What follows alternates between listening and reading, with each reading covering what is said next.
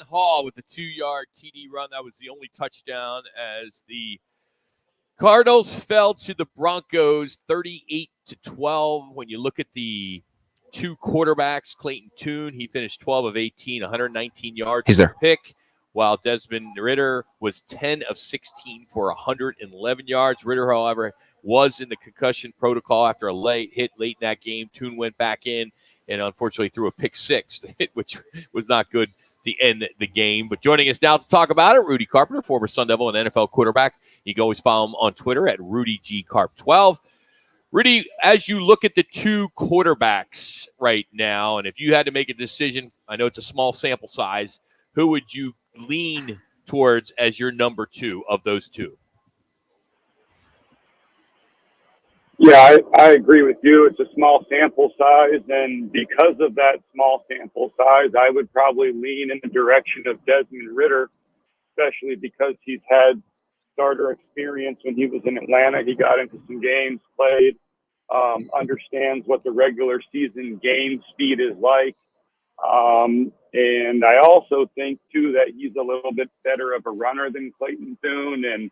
And obviously with Kyler Murray as your starter, you would like somebody in that backup role who you can put in the game and try to keep the offensive system pretty much the same and have the same play call sheet, and still have, you know, your entire playbook available to use in a game. Rudy, with that being said, are you surprised Ryan Tannehill had been picked up? Because I think a lot of folks, I mean, I'm like you. Okay, Desmond Ridder got the experience, but he still isn't the end-all, be-all. When you got a guy like Ryan Tannehill that's out here, that's been out there, that maybe you bring in as a last-second situation. Well, I think the Ryan Tannehill situation is, I don't think it's based on his skill level and you know, not being good enough to play in the NFL. I think part of the issue is Ryan Tannehill, throughout the course of his career, has been someone who has not handled being a backup quarterback very well. He's a guy that has a very large ego and has a very high opinion of himself. And he's a guy that wants to be paid starter money. He wants to be treated like a starter, and he still believes that he is a starter. And so I think there's a lot of teams out there that are worried about bringing in that attitude and putting it into the mix of their quarterback. In the NFL, you know, if you're a backup quarterback, it's really, really, really important that you kind of get in line and you understand who you are. You understand what your role on the team is, and you understand that a big part of your job as a backup quarterback is to, you know, support the starter and do everything you can to help the starter be the best player he can be on Sundays. And I think, you know, Tannehill's had a little bit of a hard time with that. Personally, based on the Russell Wilson situation and Justin Fields situation, I would try to trade Justin Fields over Russell Wilson to get something for those guys. You're like the Minnesota Vikings, you know, you just had J.J. McCarthy go down. Maybe you look at your starter and Sam Darnold, and maybe you wonder, hey, does it make sense to go trade for a Russell Wilson and bring him in here and try to give ourselves a chance to make a run if Sam Darnold gets hurt or if he just doesn't play very well? And then, you know, Arthur Smith is the offensive coordinator in Pittsburgh, and he was the guy that Ryan Tannehill had his best seasons with in Tennessee, and it'd be a seamless transition to bring Ryan in Pittsburgh, an offense he already knows, and allow him to go to work. So that was a situation that made sense to me. As far as the Cardinals go, I think they're probably just happy. They understand that Kyler Murray's their starter, their franchise guy. If he gets hurt, it's going to be another year like last year. It doesn't matter who your backup is. The Cardinals roster's not good enough to do anything without Kyler Murray. Rudy Carpenter's our guest on the Right Toyota guest line. All right, Rudy, because I didn't see anything from any of the backup QBs. And I also struggled to see really anything that positive out of the Cardinals in those 3 games. Look, I get it. It's preseason. They're not showing anything. A lot of starters didn't even sniff the field. I understand that. But that does give fans some angst as far as what they expect of this team. Do you believe that they can walk into Buffalo and flip the switch in game 1? I don't think any NFL teams are capable of doing what you just said, which is flip the switch. Maybe the Kansas City Chiefs are a team that can stumble around a little bit and flip the switch and all of a sudden, get right back to their dominant winning ways. But I think in general, for all NFL teams, it's very, very hard to flip that switch, to go from not playing very well to all of a sudden playing well. Like you said, I totally understand it's the preseason and teams aren't playing their starters and they aren't showing, their capabilities on offense and defense. But at the same time, it's not like this Arizona Cardinals roster is a dominant roster. So in my viewpoint, it's going to be a good test week 1. I do think that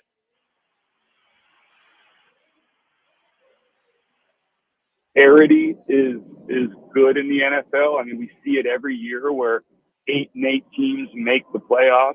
And so, the parity in the NFL is really good. You never know who's going to win on a week in or week out basis. But with that being said, from top to bottom, I think if Jonathan Gannon and Monty Ossenfort were drinking some truth serum, I think they would both tell you that this roster is not good enough to win 10 games or make a playoff push in the NFC West. Yeah, Rudy, it's, you watch these games. You watch all those games in National Football. A lot of second, third teamers are playing. Guys are scoring left and right, the backups. Cardinals have put 4 touchdowns on the board in 3 preseason games. And you look at the depth, defense, offensive-wise. Does that pause you for any kind of concern if people start going down on this Cardinals team? Yeah, I mean, it's always difficult in the NFL, really at any position, when your starter goes down and you're playing backups or young guys. There's always a major drop off. Some positions you can hide better than others, right? Like interior offensive linemen, you can kind of hide those guys a little bit. Sometimes you can hide the tight end position a little bit, the running back position. But when you have guys go down at your skill spots like quarterback or your number 1, number 2 wideouts, or especially your edge guys, your offensive tackles, those are all guys that can get exposed, really, really easily. You would love to see situations where, the Cardinal starters are playing well when they're in the game. And then when the backups go in, they are also playing well. And that way it shows you that everybody is executing at a high level. Everybody understands what they're trying to get accomplished in each situation, in each preseason game. But like I said, in my viewpoint, I just really don't believe that this Cardinals roster, top to bottom, is anywhere ready to compete in the NFC West. Rudy, you look at the Patriots. Why would you not start Drake May when looks like for all intents and purposes the Patriots aren't going anywhere fast this year? I know I get the whole Jacoby Brissett, the veteran, the this. Kid's played, I think, fairly well. Why would you not start him when you basically I'm going to call it a throwaway year for the Patriots? Well, look, I see the argument on both sides of, hey, Peyton Manning type situation where it's like, if you're not going to be a good roster, sometimes the best thing you can do is throw your guy out there and let him get valuable reps when the pressure is off. Yeah. There's no pressure to win. Everybody understands that you're not going to win. The roster's not ready to win. The coaching staff there probably is not ready to win yet.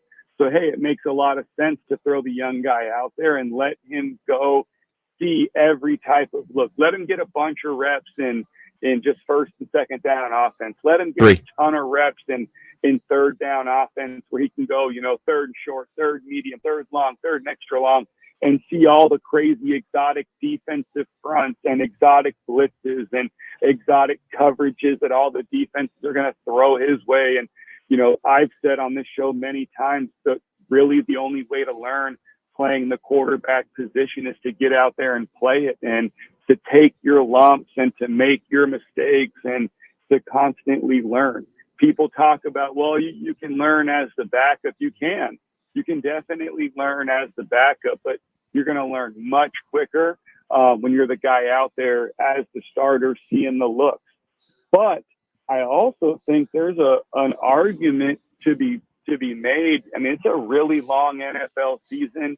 As a quarterback, you can get punished physically and mentally when you're playing on a team that may not be great. And I think if you're the New England Patriots, the absolute last thing you want to do is to absolutely destroy Drake May's confidence. And to me, that can happen. And I think we've seen it. And I think we've recently seen it with a guy like Zach Wilson, who got out there with a team that, I mean, if you want to say Jets were good, that whatever. But the point is that he didn't play well, and he was getting teed off on, and the national media was crushing him, and the spotlight was just on him heavy every single week. And I think ultimately it was really, I just think his confidence was crushed. As we let you go, didn't trust himself anymore. Hey, real quick, Rudy, before I started to cut you off there, you dropped a little bit there. But when you look ahead to Saturday night with the Sun Devils, Cowboys are in town, Wyoming, aside from a win, what would you like to see? What would you really like to kind of take away other than, of course, a win? I think it's really important early in the season to see action, a smooth operation in and out of the huddle on offense and defense, executing on offense, then being able to execute plays, no free rushers to the quarterback on defense, executing what's being called, not allowing, secondary blitz or secondary busts or things of that nature. And then I think always something you can always control is you want to see your guys compete their asses off. Rudy, thank you as always, buddy. Have an outstanding week. We'll look forward to talking to you on Monday of next week, and hopefully we're talking about an ASU win. All right, good. Rudy Carpenter joining us here as they just named their quarterback, Evan Svoboda, who had some little bit of success last year. He had one career start, leading the Cowboys to a 10-10 tie in the fourth quarter against then number 3 Texas last fall. He also pioneered the game-winning drive again in the Arizona Bowl when the former quarterback got hurt. They have a brand new offensive coordinator, formerly of Michigan State, play caller Tim Pulaski, I believe is how you say his name. Jay Johnson, who was at Michigan. He replaced Tim Pulaski, who is now the head coach at North Dakota State. So you can't take these Cowboys lightly. Well, you just can't. And I think Swoboda, I missed him. I think he was a graduate from either Red Mountain or Mountain View from the East Valley. I'll double check, but I think he's out of the East Valley. Big kid, about 6'5". How many kids, again, real quick, I know we got to go break. How many kids did you count on Friday that are playing D1 football?